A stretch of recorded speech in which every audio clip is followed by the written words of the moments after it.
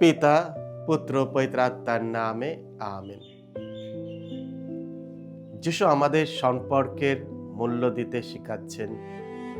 তিনি চান না আমরা ভাঙা সম্পর্ক নিয়ে বেঁচে থাকি, বরং সব রকম চেষ্টা করে সেই সম্পর্ককে আবার গড়ে তুলি। আমাদের কথা বলার উদ্দেশ্য হওয়া উচিত কল্যাণ ও পুণ্যমিলন, তর্ক বা জয়লাভ নয়।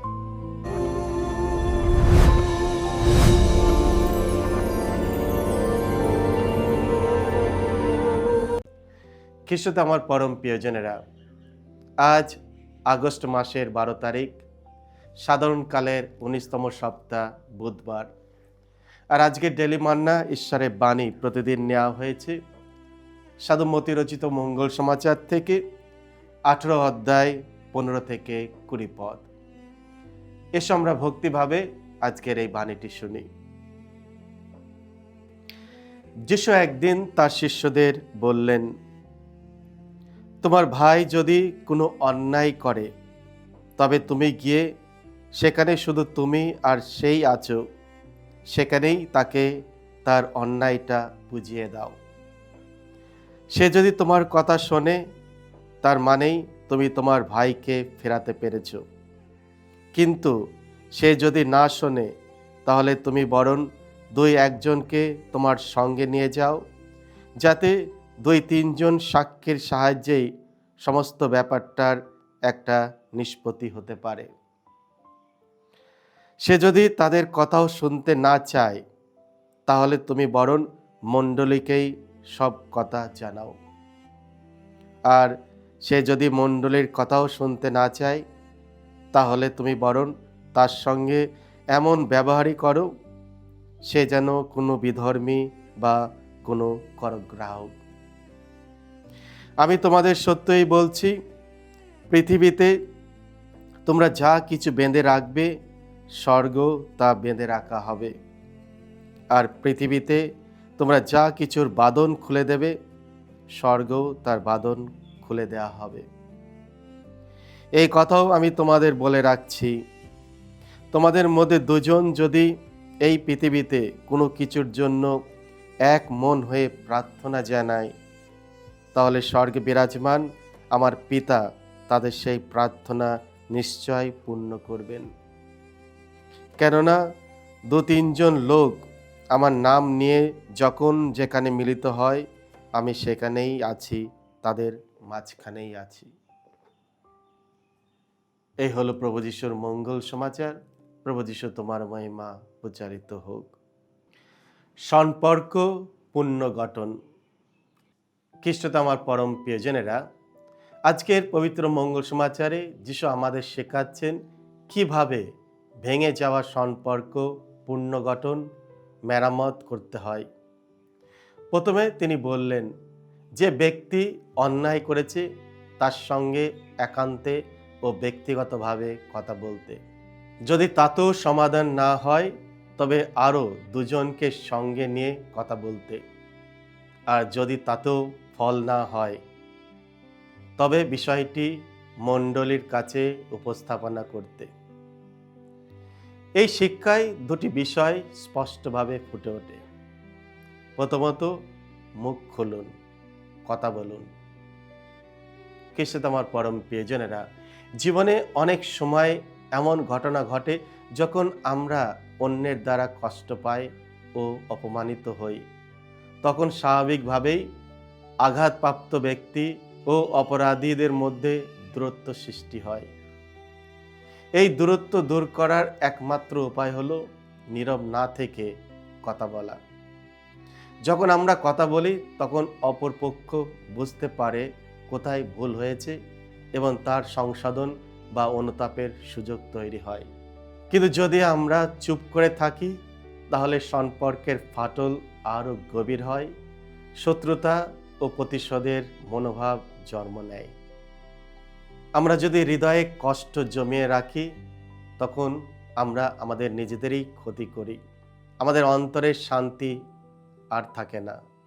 আমরা অতীতের কথাগুলো নিয়েই বারবার ভাবতে থাকি, সেই মানুষটিকে আমরা এড়িয়ে চলি, এমনকি তাকে ঘৃণা করতে শুরু করি। কিন্তু যখন আমরা ভালোভাবে কথা বলি তখন পারস্পরিক বোঝাপড়া বৃদ্ধি পায় এবং পুণ্যমিলনের পথ খুলে যায়। পরিবারে হোক বা ধর্মীয় সম্প্রদায়ে এই মনোভাব সম্পর্কের সুদৃঢ় করে। তাই নীরবে ক্ষোভ জমিয়ে না রেখে কথা বলে সমস্যার সমাধান করা অবশ্যই জরুরি। দ্বিতীয়, মঙ্গলের জন্য বা কল্যাণের জন্য কথা বলুন, তর্কের জন্য নয়। যিশু আমাদের সম্পর্কের মূল্য দিতে শেখাচ্ছেন। প্রথমে প্রচেষ্টা ব্যর্থ হলেও তিনি আরও দুটি পথ দেখিয়েছেন, অর্থাৎ সম্পর্ক পুনর্গঠনের প্রচেষ্টা কখনো ছেড়ে দেওয়া উচিত নয়। তিনি চান না আমরা ভাঙা সম্পর্ক নিয়ে বেঁচে থাকি, বরং সব রকম চেষ্টা করে সেই সম্পর্ককে আবার গড়ে তুলি। কথা বলার উদ্দেশ্য হওয়া উচিত কল্যাণ ও পুণ্যমিলন, তর্ক বা জয়লাভ নয়। অনেক সময় কেউ আমাদের কষ্ট দিলে আমরা রাগে তর্কে জড়িয়ে পড়ি, চিৎকার করি এবং কটু কথা বলি। এতে সম্পর্ক আরও ক্ষতিগ্রস্ত হয়। তর্ক বিতর্ক ঝগড়া পরিস্থিতিকে আরও খারাপ করে তোলে। আমাদের উদ্দেশ্য হওয়া উচিত গঠনমূলক, ধ্বংসনামূলক নয়। সেই ব্যক্তিকে জয় করা এবং সম্পর্ক পুনরুদ্ধার করাই আমাদের কথাবার্তার প্রধান লক্ষ্য হওয়া উচিত। যদি আমরা খ্রিস্টের এই শিক্ষা অনুসরণ করি তবে আমাদের পরিবার, আমাদের সম্প্রদায় সত্যিই ভালোবাসার নীড় হয়ে উঠবে। আর যদি আমরা তা না করি তবে সেগুলো নীরব শীতল যুদ্ধের রণক্ষেত্রেই পরিণত হবে। খ্রিস্টে আমার পরম প্রিয়জনেরা, যিশুর শিক্ষা অনুসারে আমরা ভাঙা সম্পর্ক মেরামত করতে পারি কয়েকটি সহজ কিন্তু গুরুত্বপূর্ণ উপায়ের মাধ্যমে। প্রথমত, নীরব না থেকে ভালোবাসার সঙ্গে কথা বলুন।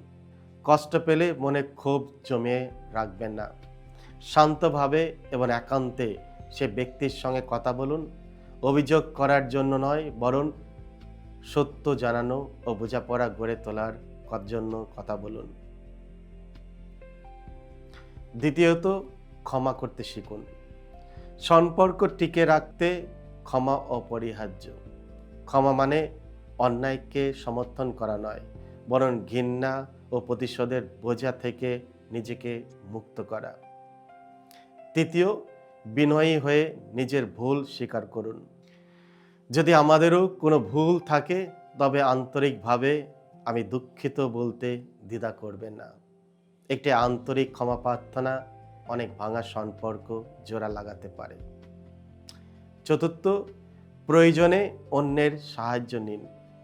দুজনের মধ্যে সমাধান না হলে একজন নিরপেক্ষ ও বিশ্বস্ত ব্যক্তি বা মণ্ডলীর নেতৃত্বের সাহায্য নেওয়া যেতে পারে, যাতে পুণ্যমিলনের পথ খুলে যায়।